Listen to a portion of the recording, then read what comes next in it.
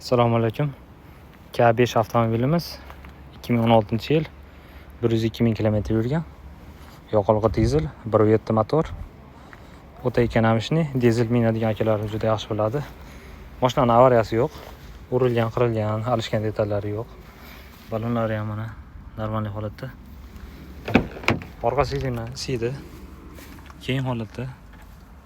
Toza turibdi. 102 ming kilometr ekodinamik dizel 1.7 motor.